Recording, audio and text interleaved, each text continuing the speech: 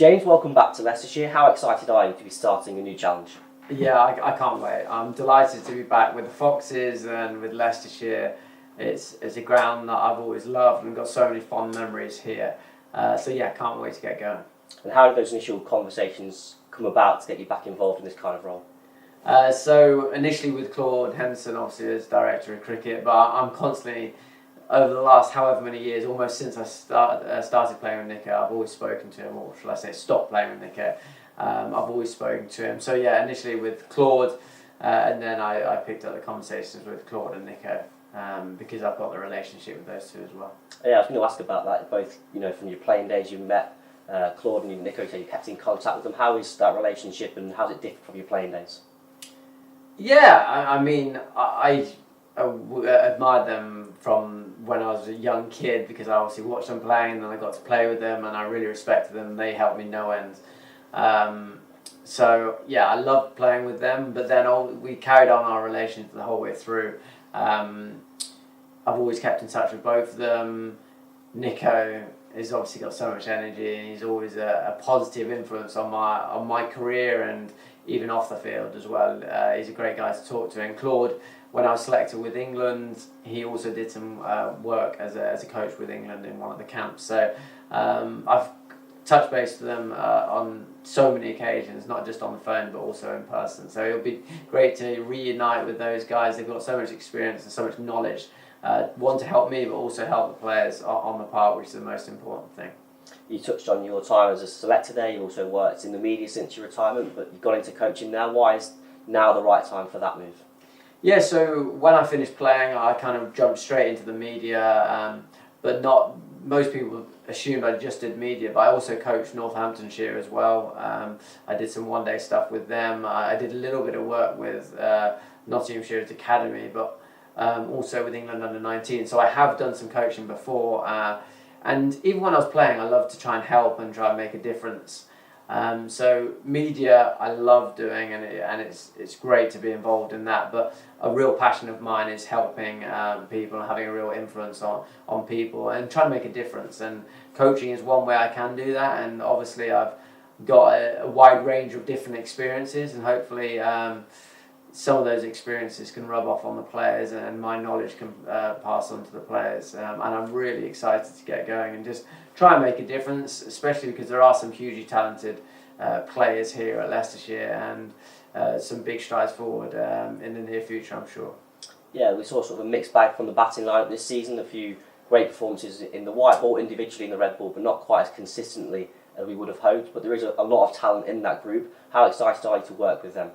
Yeah, I'm really excited, and I don't want to be involved in things, one, that I enjoy doing and I love coaching, and two, where I can make a difference. And this place obviously is very close to my heart, but also is a place where I can really make a difference. There's some super talented players, and it's just channeling all that in the right direction. You mentioned it, consistency is key, especially in the longer format of the game.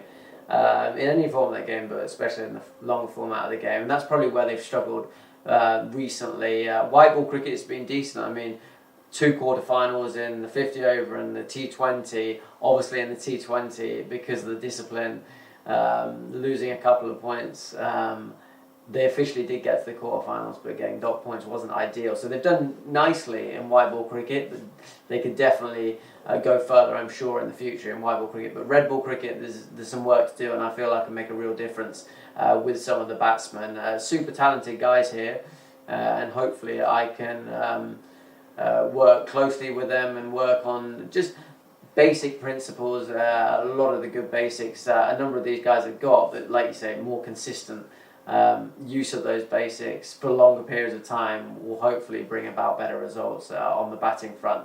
But they've, like you said, individuals have done well at times. We just need that more often. I'm really looking forward to getting going and trying to help them with that. And how much have you seen from them from afar, from the outside, coming to games, etc., and getting your chance to assess them before you started in the role? Yeah, so I came down. Obviously, I love watching cricket. As a selector for 4 years, all you do basically is watch cricket, and if you don't enjoy it, it's not the job for you. But I came down and I've watched them in that role a number of times. But when I finished that role, I came to watch a number of games here, so I do know the players, but obviously I don't know them really well. I've got my ideas on a number of the players, but I'm looking forward to getting into the nets and getting to know them really well and getting to know their personalities and build those relationships, which is so important with coaching. So yeah, I'm looking forward to getting closer around the players and do some work with them. And obviously, you played here at Leicestershire and at the top level internationally. How can you harness that experience? You know, we talk about the technical side of the game, but also maybe the mental side. You've played in Ashes and World Cups. How much can you transfer and translate that experience to the players? Yeah, I think that's vital. Obviously, with the longer format of the game, the red ball, that's the hardest game. I mean, white ball cricket obviously has its challenges, but red ball for me is definitely the hardest challenge out of the two. And you need to be mentally resilient and tough and switched on throughout. And that's where consistency comes from, being the concentration levels for hours on end. And on top of that, you need the basic fundamentals in your game to allow you to repeat, and be consistent. And that's what I'm not going to reinvent any wheels. I keep it very simple, but those basic fundamentals and the principles that I have with my coaching, hopefully I can get them across to the players. Like I said, there's so many talented players, but you just want them, you want to give them the best chance, and hopefully by installing what basics they've already got in place, but just keep honing their skills more and give them more repeatable techniques to allow their talents and skill levels to flourish for longer periods of time. And yeah, the mental skill and the technical skills are vital when it comes to performing for long periods of time in red ball cricket. And you did flourish here as a player. What are your memories, your abiding memories of playing as a Fox?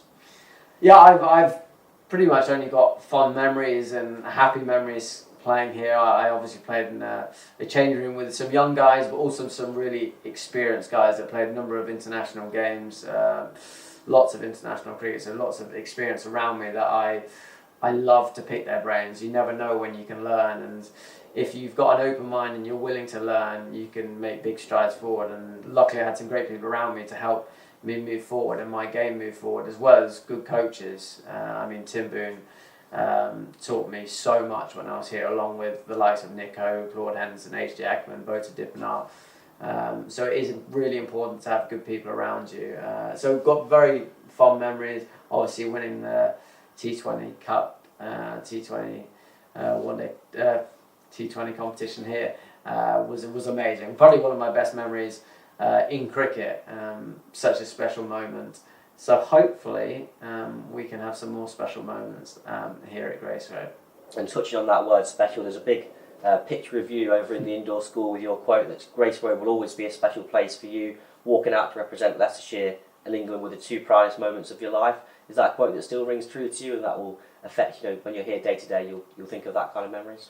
Yeah, totally. And this is one of the reasons why I wanted to come back to this ground and work with this club, because it is obviously the club so close to my heart and a place that I grew up. I think I played for Leicestershire since I was maybe under 9, under 10, and then obviously I had a little bit of time away at Worcestershire and Nottinghamshire, but it's so good to be back here because it does mean so much to me, this club, and I couldn't think of a better place to come and work and try and make a difference and try and move the club forward in any way I possibly can.